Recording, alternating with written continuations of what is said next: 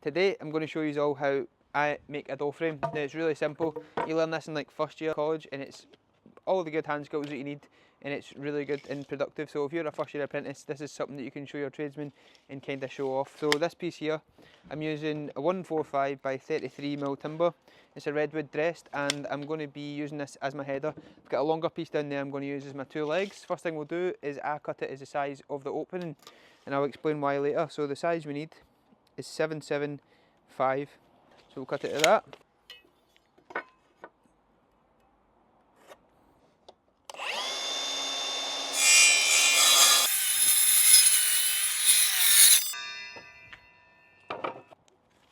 That's our header done. We can throw this bit away. We'll keep that bit, so it'll save us buying another length next time we need to do this. Double check our size and I'll show you what we're going to do next. 775. Right, what we need to do is find the centre of it. Jodie, quick maths. 775 divided by 2. 3875, too slow. John told me earlier with his calculator. I'm not sure that's smart. So find the centre point, that's what I always do. And I'll just run my square right down this. Bear in mind this gets painted. This is the way I do it. Look, everybody does this differently. But that will be my centre point, and then what I will do is I will take the size of my door. Now we're working in old money with the doors because it's an old house, so that means the door is a 27-inch door. I think the door size as it comes is a 6, 8, 9, but we'll go 27 inches. Half of that is 13.5 inches. That's the easiest way to do it. So 13.5. Now you're going to want to add on about 5mm clearance for the full door around both sides. So just write the 13.5 inches there, hold that in the centre, bring it across and mark 27. And I know when I put my square up to it, I'll just add on a couple of mil and that'll give me clearance for the door.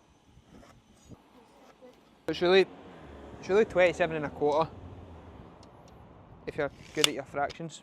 So the next step would be to square that round to the sides, but you don't want to square it all the way because you'll confuse yourself. So you just want to square it 1/3 of the timber roughly. So this timber's 33mm, we'll just go 10mm to make it easy. So you can see I've only squared it round ever so slightly. So it's important, keep your timber facing you. I always keep the top of the door facing me, and it means I can mark it easy and I don't get mixed up. Take my tiny combination square and I'll set that to 10mm. And what we're going to do is we're going to just take that round the side. And down the front.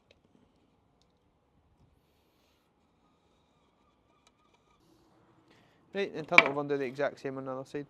The next job to do is we're going to cut this out, so that's going to be our housing.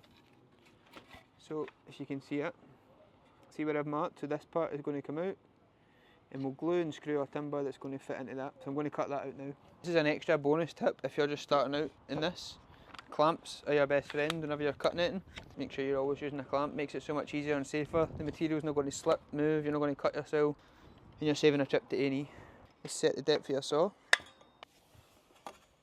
So what I do is I just leave it just shy, so it's just touching the line and no more. So a bit lower, higher, and that means I can just chisel it.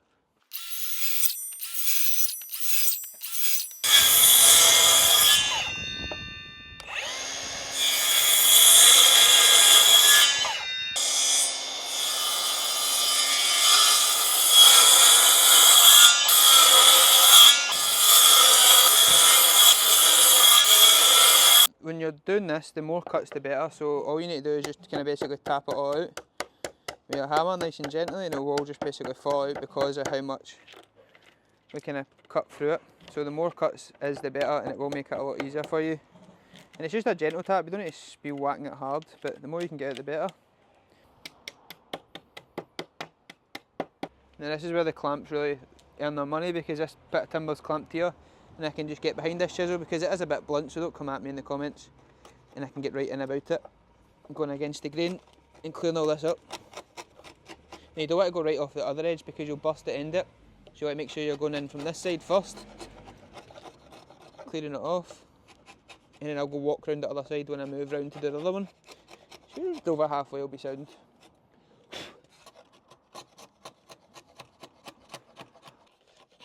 And make sure you're going against the grain like I am, because if you go into the grain, the timber will start dipping itself out and taking big chunks out. So just gently across the grain will do it.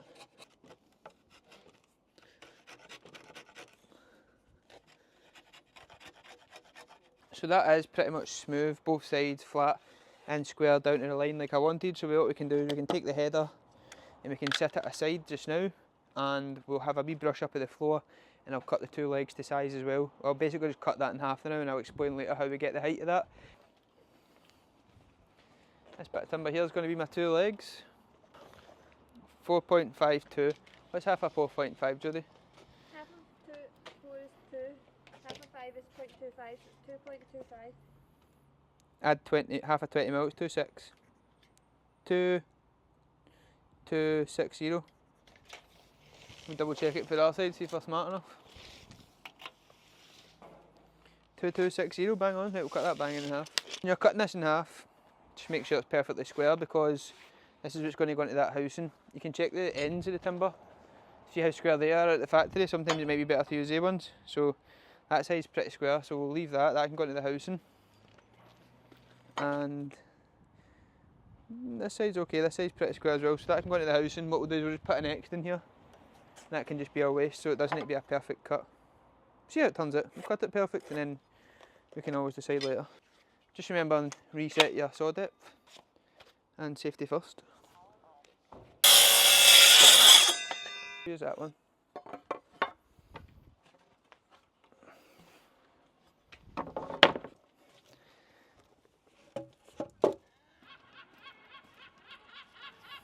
Noisy seagulls, isn't there, down here at the seaside? So the glue I'm going to be using is liquid glue adhesive, and it's from Geocell. This glue is good, but I wouldn't use it on like finished timber because it expands. It can end up quite messy, so we never used it when we did the oak banister. There's other products that you can use and it won't be as messy, especially if it's like a finished timber. But for doing something like this, it's absolutely ideal. Getting the timber perfect. And if you look, I don't know if the camera will be able to pick that up. If you go down for the other end, you're going to want to pick the bow to go out the way, because when we put it in the frame, we can then screw it and it will take the bow out. So this bow goes like that, out the way, there's a big bow in the middle, so the belly here. So when I screw it in to the frame, it will take that belly out and it will be nice and straight and plumb. So you don't need a lot of this glue, I say, because it does expand and it is solid. And then that should fit lovely into the house in there, perfect. So the screws I'm using are 5/75s with PZ2 bit. Now you just need to make sure the bottom's in there, because you don't want that to be sitting off square. The gap opening up, you want to make sure that's in nice and tight.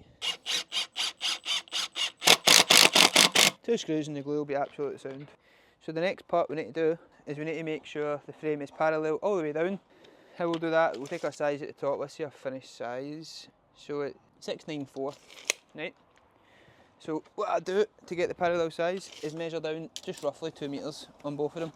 It doesn't matter, take it for the top of the timber, so even go 1.8, right? 1.8, and again take your tape over this side, 1.8 there, we'll square that over. Just get an off-cut timber, it can be any timber.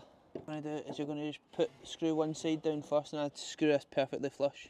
Bear in mind this bit of timber I'm putting on here is going to be temporary, so we are going to take this back off, but just put it on for the time being, and I'll show why, and it'll help to, this bit of timber is basically going to help to keep our frame parallel. You don't over tighten it either, because that timber will split because it's right at the end. Make sure that's on the line.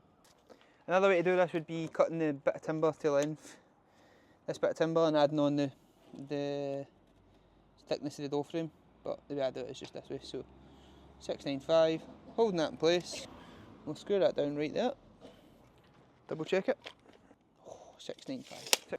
Next job is to cut it off.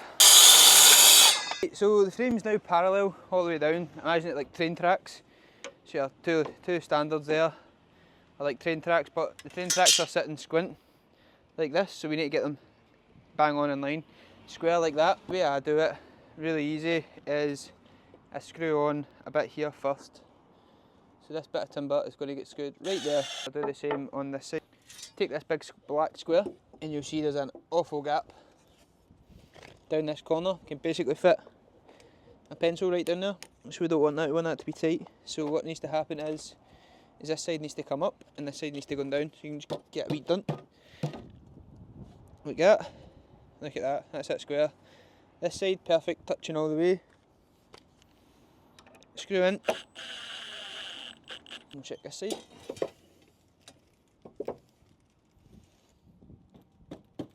That's it, Perfect, perfect. Right, stay there a minute. Perfect. Now what we need to do next is, I like to leave these bits on because it means when you set the door frame into place, these bits of timber are going to catch on the plasterboard and it's going to stop it from falling back through. So I'll get to that later on and we'll take this off later. All we need to do now is turn it over, cut the standards to height, and then we're good to go. This can sit aside until John right now is inside building the frame. So when he's finished sheeting it, we can then put this door frame in place.